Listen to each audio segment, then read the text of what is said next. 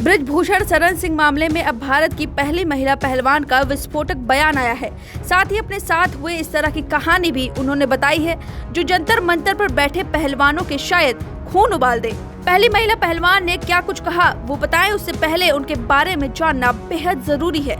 Mat wrestling की बात करें तो सोनिका कालीरमन को भारत की पहली महिला पहलवान माना जाता है। सोनिका के पिता मास्टर चदंगी ग्राम ने पहली बार लड़कियों के लिए दिल्ली में अखाड़ा शुरू किया था। खुद भी मशहूर पहलवान थे, उन्हें अर्जुन अवार्ड और पद्मश्री मिल चुका है। सोनिका की ट्रेनिंग इसी अखाड़े में हुई। अब चलिए आपको याद दिला दे मामला क्या है। दरअसल बृजभूषण शरण सिंह जो करीब 6 बार सांसद रह चुके हैं और WFI प्रेसिडेंट भी हैं, उन पर संगीन आरोप लगे हैं। आरोप है यौन उत्पीड़न का और इसी के चलते देश के चंद पहलवान धरना प्रदर्शन कर रहे हैं। इस आरोपों पर शरण सिंह ने कहा कि अगर कोई आरोप साबित हो जाते हैं तो मैं फांसी पर लटक जाऊंगा और अगर प्रदर्शनकारी वापस लौट जाते हैं तो बृजभूषण सिंह इस्तीफा दे देंगे। प्रदर्शन करने वालों पर भी आरोप लगाए गए हैं जो बृजभूषण शरण सिंह के नंदिनी विश्वविद्यालय के पहलवान लगा रहे हैं। उनके हिसाब से प्रदर्शनकारी धरनाजीवी हैं और उन्हें अध्यक्ष द्वारा बनाए गए नियम से परेशानी है। साथ ही जंतर मंतर पर बैठे पहलवान हरियाणा का दबदबा बनाना चाहते हैं, इसलिए ऐसा किया जा रहा है। इस मामले में लोग 2 धड़ों में बंट गए हैं, एक जो नेताजी के साथ है और एक जो पहलवानों के साथ है। अब चलिए आपको बताते हैं कि पहली महिला पहलवान ने जंतर मंतर के पहलवानों पर क्या बयान दिया है। उनसे मीडिया रिपोर्टर ने कई सवाल किए जिन पर सोनिका ने बेबाक होकर जवाब दिया है। चलिए आपको एक एक सवाल और उनके जवाब सिलसिलेवार तरीके से बताते हैं।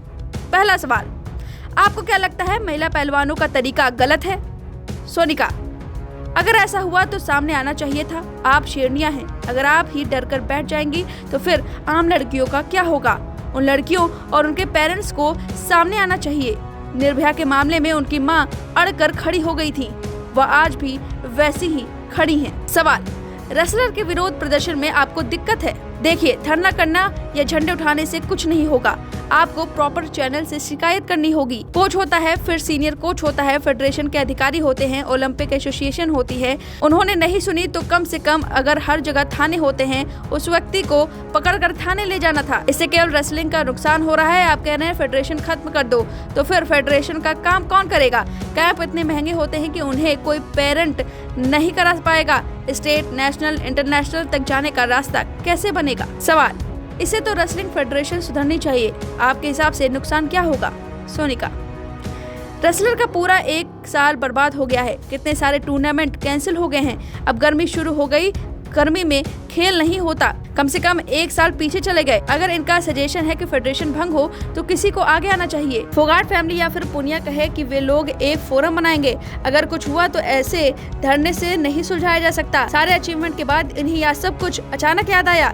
इनका तो सब कुछ हो चुका, नए बच्चों का नुकसान है। मैं नहीं मानती इन पहलवानों के साथ कुछ हुआ होगा, इसके पीछे पॉलिटिक्स तो है। सवाल, WFI के अध्यक्ष बृजभूषण शरण सिंह पर 7 महिला पहलवानों ने यौन शोषण का आरोप लगाया है। इस आंदोलन में आप किस तरफ हैं? सोनिका, मेरा आंदोलन करने वालों से कहना है कि रेसलिंग जैसे खेल की नाक मत कटवाइए। एक लड़की अगर एथलीट है जो 100 मीटर का स्प्रिंट मार सकती है, वो एक आदमी को मैट में भी ठूंस सकती है। मैं नहीं मानती कि वो किसी आदमी से मोलेस्ट हो सकती है। वो लड़की मर जाएगी, पिट जाएगी, लेकिन मोलेस्ट नहीं होगी। वो सेल्फ डिफेंस कर सकती है। एक एक्टिव स्पोर्ट्स गर्ल को कोई यूं ही टच नहीं कर सकता, कोई ना कोई रीजन जरूर होगा। मैं किसी विशेष के बारे में नहीं कह रही हूँ, लेकिन मैं खुद रेसलर हूँ। रेसलिंग बहुत ताकत वाला खेल है। एक रेसलर का यौन शोषण नहीं हो सकता, कहीं ना कहीं उसका कंसेंट रहा होगा। सवाल, आपने भी तो 1998 में अपने कोच पर यौन शोषण के आरोप लगाए थे। सोनिका, मैंने आरोप लगाए थे, पर मीडिया में जो दिखाया जा रहा है वो सही नहीं है। 1999 में हमारा ग्रुप पहली बार पोलैंड गया था। हमने पहली बार कैडेट वर्ल्ड चैंपियनशिप में रिप्रेजेंट किया था। उस वक्त हरियाणा का कोच था जिसके साथ दूसरे खिलाड़ी के साथ कुछ मसले थे। कोच हमारे कैंप में आता था, गाली देता था, भद्दी बातें बोलता था। मैं लौटी तो मैंने पिताजी से शिकायत की। इसके बाद काफी हंगामा हुआ। तब महासंघ के अध्यक्ष GS मढेर थे, उन्हें हटना पड़ा। मैंने इसका खामियाजा भी झेला है। सवाल, किस खामियाजे की बात कर रही हैं आप? सोनिका, मैं 2010 में अमेरिका में ट्रेनिंग के बाद इंडिया आई। उस वक्त तक फेडरेशन में मढेर दोबारा आ चुके थे। उन्होंने मुझसे रिवेंज लिया। मैं उनसे मिलने गई तो उन्होंने कहा, तुम तो सेलिब्रिटी हो, टीवी में आती हो, अमेरिका में रहती हो, अब तुम्हें क्या जरूरत है खेलने की। मेरे पिता का देहांत हो चुका था। कॉमनवेल्थ गेम्स में उस साल मुझे मौका नहीं मिला। 72 किलो वेट कैटेगरी के रेसलिंग कंपटीशन में एक भी मेडल देश को नहीं मिला। मैं इस कैटेगरी की बेस्ट पहलवान थी। दूसरे नंबर पर पंजाब की एक रेसलर थी, उन पर डोपिंग का आरोप लग गया था। तीसरे और चौथे नंबर की रेसलर ने इंडिया को रिप्रेजेंट किया, दोनों हार गई। सवाल, ऐसी ही पॉलिटिक्स अब हो रही है? सोनिका, फेडरेशन चाहे तो एक रेसलर का करियर खत्म कर सकती है, लेकिन यहाँ मामला बिल्कुल अलग है।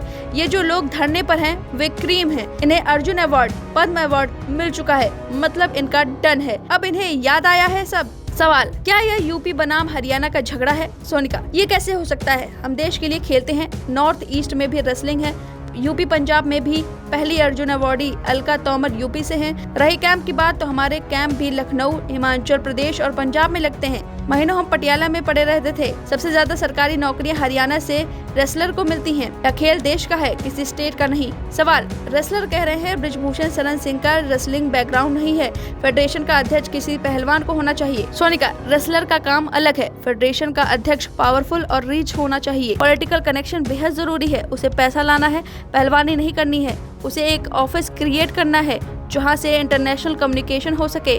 आप धरने पर बैठे लोगों में से किसी को भी एक मेल करने को कह दो तो 2 लाइन नहीं लिख पाएंगे। उनका काम पहलवानी है, ऑफिस संभालना नहीं। अब देश की पहली महिला पहलवान का इस तरह का विस्फोटक बयान पर आपकी क्या राय है? हमें कमेंट करके जरूर बताएं। वीके न्यूज, राष्ट्र के नाम।